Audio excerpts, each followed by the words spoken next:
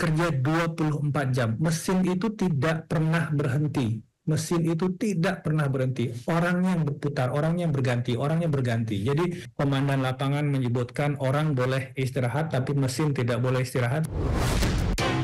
Di daerah operasi itu kita live-kan supaya para wali santri ini bisa menyaksikan apa yang dilakukan oleh tim SAR di lapangan. Tim satu persatu merayap di bawah reruntuhan yang bisa saja ambruk kapanpun itu.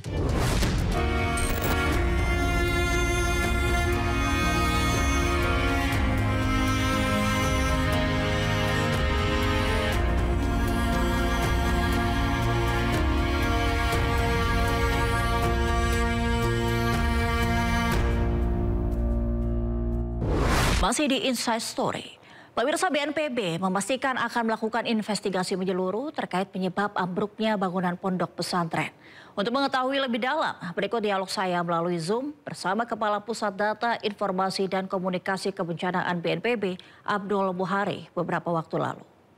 Selamat malam Pak, terima kasih bergabung bersama kami di Sindo News TV di Inside Story. Pak Aam, ya mungkin ini mengenai musibah runtuhnya Ponpes Al-Qazini Buduran Sidoarjo Jatim kemarin begitu Pak. Banyak warga yang mempertanyakan mengapa di hari-hari pertama pada saat evakuasi ini alat berat tidak langsung digunakan. Mungkin bisa dijelaskan pertimbangan teknis keputusan tersebut diambil Pak.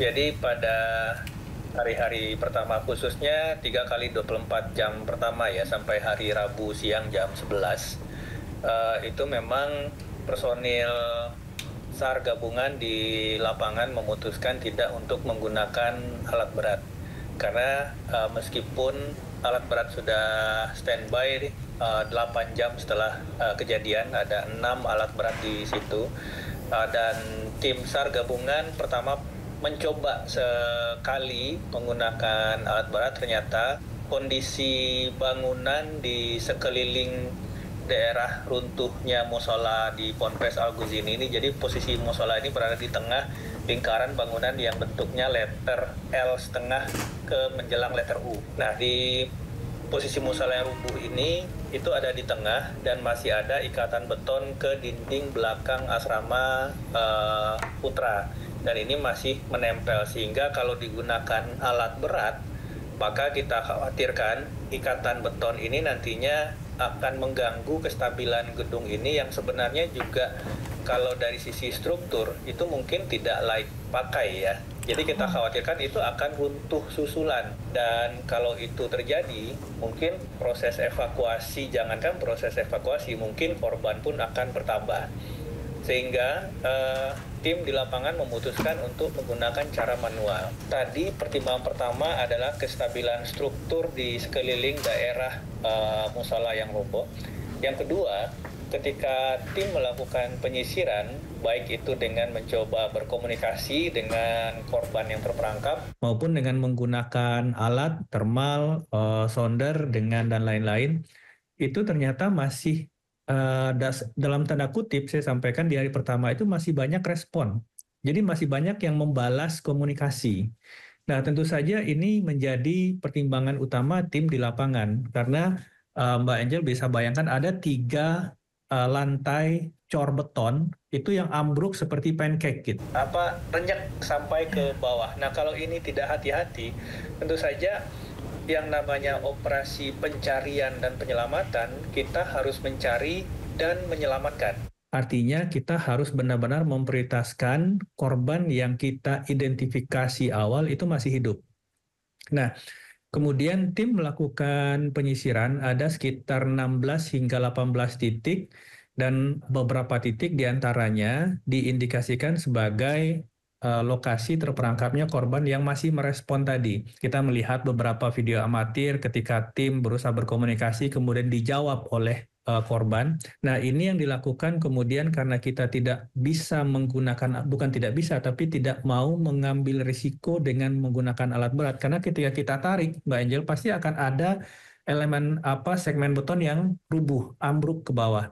Nah, kalau itu terjadi, maka pasti kita tidak bisa menggaransi korban yang masih hidup tadi itu bisa selamat. Sehingga yang dilakukan personil di lapangan adalah mencoba mencari celah dari elemen-elemen beton yang rubuh ini kemudian diangkat, diungkit, disanggah, diangkat, diungkit, disanggah sampai mampu menjangkau lokasi korban tadi. Dan alhamdulillah dari awalnya di hari pertama itu diindikasikan 7 korban yang masih merespon, di hari ketiga ini 7-7-nya bisa kita keluarkan. 7-7-nya bisa kita keluarkan meskipun 2 diantaranya meninggal dunia.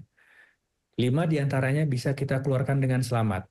Artinya ini adalah upaya yang benar-benar kita lakukan untuk tadi sesuai dengan operasi pencarian dan penyelamatan, kita harus menyelamatkan korban. Setelah itu di pagi hari Rabu, kita kemudian tim gabungan menyusur ulang daerah-daerah di 18 titik itu dari berkeliling dengan kemudian mencoba berkomunikasi, menggunakan alat dan seterusnya. Di hari ketiga itu, pagi hari ketiga itu sudah tidak didapatkan respon setelah tadi yang 7 dikeluarkan. Itu sudah tidak lagi didapatkan respon. Nah ini kemudian tim SAR gabungan, ada Kepala BNPB di situ, ada Pak Menko PMK di situ, berdiskusi dengan wali santri. Kondisinya, kita harus jujur bahwa kondisinya tim tidak lagi mendapatkan respon dari santri yang masih ada terjebak di bawah. Kita minta izin, apakah diizinkan kita menggunakan alat berat. Kita sampaikan risikonya, bahwa kalau alat berat digunakan, risikonya mungkin akan terjadi rubuhan. Risikonya mungkin elemen beton itu mungkin akan makin dekat dengan dasar tanah sehingga menyebabkan mungkin jasad tadi akan lebih terhimpit dan seterusnya. Kita sebutkan segala konsekuensinya.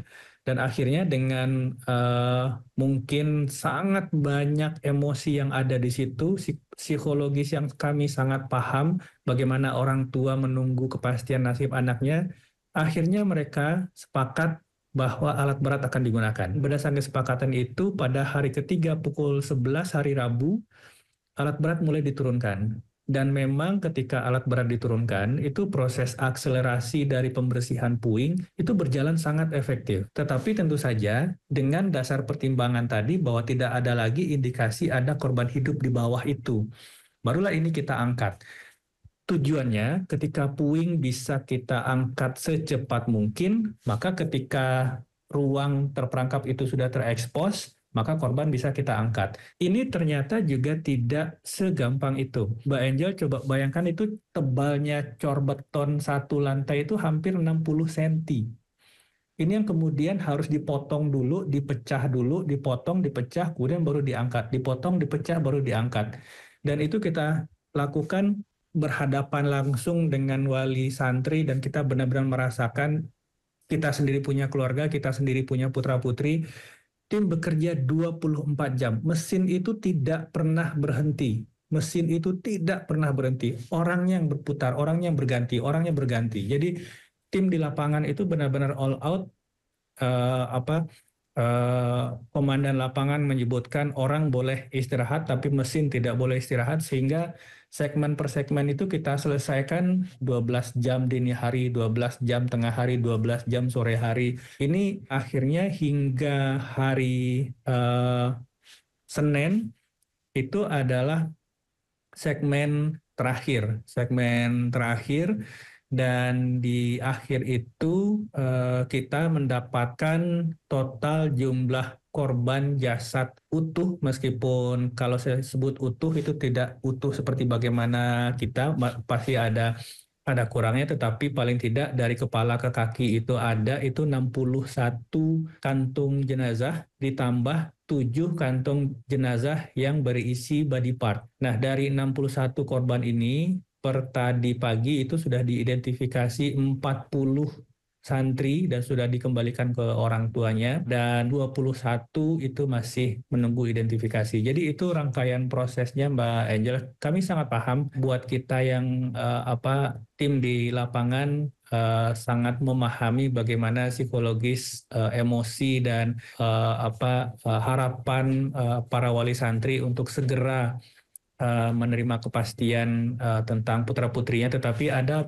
proses-proses yang memang intinya kita mengejar penyelamatan dari yang hidup, kemudian setelah itu kita juga tetap ketika alat berat digunakan, kita tetap memperhatikan supaya jasad itu tidak hancur atau tidak rusak ketika alat berat mulai kita gunakan. Jadi meskipun diakselerasi, tapi kehati-hatiannya tetap kita perhatikan. Kira-kira itu demikian, Mbak Angel. Saya bahkan membayangkan saja nggak sanggup, Pak.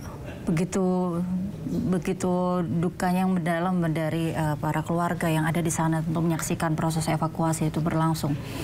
Lantas dari BNPB sendiri, bagaimana tanggapan mungkin Pak saat ini ya bisa disebut saat beberapa warga menilai proses manual evakuasi ini terlalu lambat. Bagaimana tim menjelaskan bahwa kecepatan ini bukan satu-satunya prioritas, tapi juga ada keselamatan korban dan penyelamat gitu. Jadi ketika di hari kedua area ini steril. Jadi wali santri, anggota keluarga itu tidak diperbolehkan masuk ke area daerah yang rubuh. Ini yang kemudian menyebabkan para wali santri mungkin tidak bisa mengikuti proses itu secara keseluruhan, tidak mengerti di dalam itu seperti apa. Nah, ada terobosan yang dilakukan oleh Pemprov Jawa Timur. Jadi setiap sudut dari daerah operasi itu kemudian dipasangi CCTV. Dan itu sudah mulai beroperasi di hari kedua siang hari.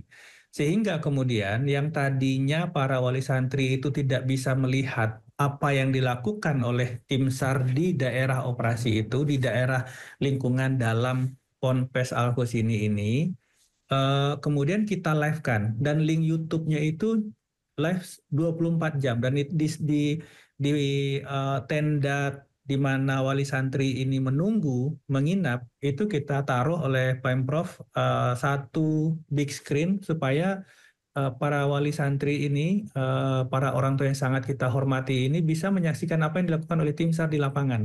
Nah, sejak itu komunikasi kita mulai cair bahwa ini loh yang dilakukan oleh tim SAR di lapangan. Mereka bisa menyaksikan sendiri, mereka bahkan bisa menyaksikan tim satu persatu merayap di bawah reruntuhan yang bisa saja ambruk kapanpun itu.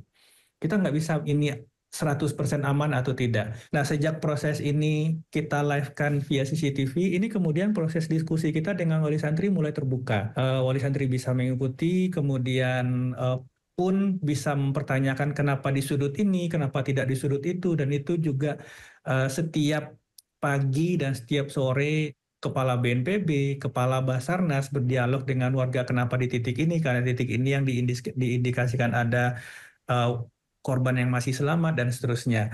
Ini salah satu cara sebenarnya, dan ini juga hal yang baru juga, dan ini bisa menjadi transparansi dan akuntabilitas dari pekerjaan tim di lapangan bahwa yang kita lakukan itu tidak main-main, dan kita lakukan itu dengan keseluruhan kemampuan personil, dengan kelengkapan peralatan yang ada untuk tadi menyelamatkan yang masih hidup. Mbak Angel. Oke, Pak Am, tadi di awal Pak Am menyebutkan bahwa bangunan ini tidak layak begitu Pak.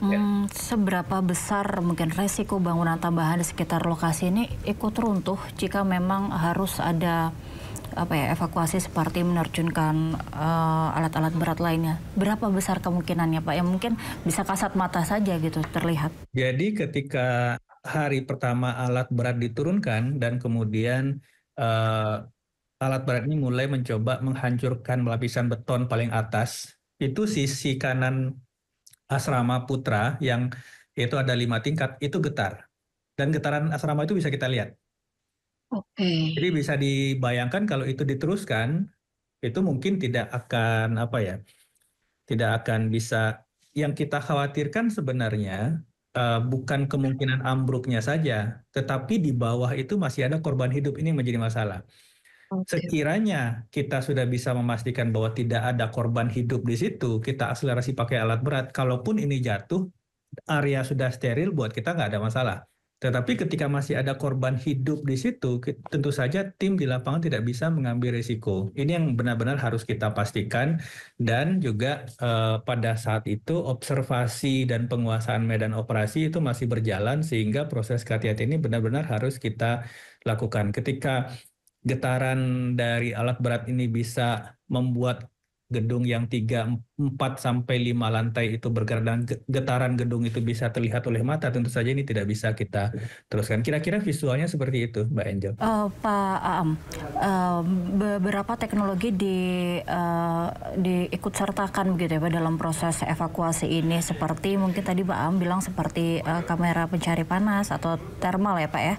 Kemudian alat deteksi suara ini seberapa besar efeknya dari penggunaan teknologi itu dalam proses evakuasi? Apakah memang itu kerap dilakukan atau seperti apa Pak? Tim SAR yang diterjunkan di Sidoarjo ini Mbak Angel adalah tim SAR yang memiliki kualifikasi USAR yang diakui oleh internasional. Indonesia pernah mengirimkan tim ini sewaktu tanggap darurat gempa Turki tahun 2022 sebanyak 150 personil dan bertugas di Turki selama 2 bulan. Kemudian bertugas di Pakistan 2023 dan kemudian bertugas di Myanmar 2024. Artinya kualifikasi tim SAR kita ini penggunaan peralatan itu benar-benar selektif sesuai dengan peruntukan sehingga benar-benar yang kita identifikasi di awal itu ada korban selamat di titik itu, benar ada korban selamat dan alhamdulillah bisa kita angkat 5 orang dalam kondisi hidup. Nah, hal-hal seperti ini yang terkadang untuk menjelaskan kepada wali santri pada saat kondisi emosional, kondisi kekhawatiran, kondisi kecemasan sedemikian tingginya, itu mungkin tidak bisa serta-merta dipahami. Itulah kenapa kemudian salah satu yang dilakukan oleh Pemprov Jawa Timur adalah memasang CCTV. Sehingga para wali santri itu benar-benar bisa melihat ini yang dilakukan di dalam. Dan memang kita juga melihat pada hari kelima itu ada warga yang kemudian mencoba anggota keluarga yang coba menerobos, ingin kenapa tidak rame-rame saja kita angkat, kemudian dibawa perwakilan, apa yang akan diangkat rame-rame itu? Sedangkan mesin saja untuk mengangkat itu, alat berat itu harus dipecah dulu, saking besar, saking beratnya. Nah, begitu sudah melihat di lapangan secara langsung, melihat kondisi beban beton yang bertumpuk itu, mereka keluar lagi. Jadi kadang-kadang memang you need to be there to feel. Artinya ada ketidakpuasan, ada itu sangat sangat dipahami. Situasi bencana itu pasti selalu ada. Dan kemudian prasangka, kenapa lambat dan seterusnya itu pasti ada. Tetapi yang kami selalu tekankan ketika berdiskusi kepada wali santri, tolong percaya kepada tim di lapangan, mereka all out 24 jam benar-benar untuk bisa menyelamatkan putra-putri dari para wali santri tersebut. Terakhir mungkin Pak Aam, kemarin itu pada saat proses evakuasi bagaimana koordinasi antara BNPB, PUPR, tim teknik sipil, dan stakeholder lainnya untuk memastikan setiap langkah evakuasi ini aman dan memang untuk semua pihak yang terlibat begitu? Saya sudah mungkin negara kita ini dalam satu hari itu ada 10 hingga 15 kali bencana. Dan meskipun kejadian rubuh Ponpes Agustus ini kemarin sebenarnya bukan bencana yang diakibatkan oleh alam, lebih ke gagal konstruksi karena nggak ada peristiwa alam yang berpengaruh di situ. Tetapi ketika kita berbicara tanggap darurat, kerjasama personil di lapangan, dan dari sisi durasi waktu operasi, ini termasuk tercepat dan yang paling efektif dan efisien. Saya harus sampaikan bahwa di tahun 2025 yang sedang berjalan hingga Oktober ini, peristiwa ambruk Musola Ponpes Al-Ghos ini adalah bencana peristiwa yang paling banyak memakan korban, Mbak Angel. Itu lebih daripada banjir bandang di Bali kemarin, banjir bandang di Nagekio, gempa di Poso, tidak ada korban yang lebih 50 orang. Ini satu gedung, satu rumah saja itu memakan korban lebih dari 60 orang. Dan operasi penyelamatan, operasi pembersihan itu bisa mengangkat seluruh jasad korban dari reruntuhan. Biasanya ketika ada bencana, kita pasti ada korban meninggal sekian, hilang sekian yang tidak ditemukan. Di sini, ini semuanya kita temukan. Jasad semua ditemukan dalam operasi yang sangat efektif dan efisien dan koordinasi yang sangat baik. Artinya semua posko bekerja, alur informasi sangat jelas, proses bisa disaksikan langsung, tim bekerja sangat profesional dari SAR, kemudian identifikasi oleh DVI Mabes Polri, kemudian dikembalikan ke keluarga, santunan, dan seterusnya. Komunikasi dan koordinasi tim gabungan sangat baik. Baik, sehingga akhirnya bisa dievakuasi meskipun ada beberapa korban yang menggores hati, luka banyak pihak. Tapi terima kasih banyak Pak Abdul Mohari dari BNPB atas waktunya, informasinya, dan juga kerja keras dari BNPB untuk evakuasi yang begitu cekatan pada saat musibah runtuhnya Ponpes Al-Qosi ini kemarin. Terima kasih banyak Pak Abdul Mohari, Kepala Pusat Data Informasi dan Komunikasi Kebencanaan BNPB, telah bergabung dan memberikan penjelasan yang sangat mendetail kepada Instastory. Selamat malam, Bapak, salam sehat. Terima kasih, Mbak Anja, selamat malam. Tragedi ambruknya Ponpes Al-Qosi ini menjadi pengingat bahwa keselamatan harus menjadi prioritas utama di setiap fasilitas pendidikan. Duka yang mendalam ini semoga menjadi pelajaran berharga agar tidak ada lagi nyawa yang melayang sia-sia, terlebih di lingkungan pendidikan yang seharusnya menjamin keamanan dan kenyamanan para siswa.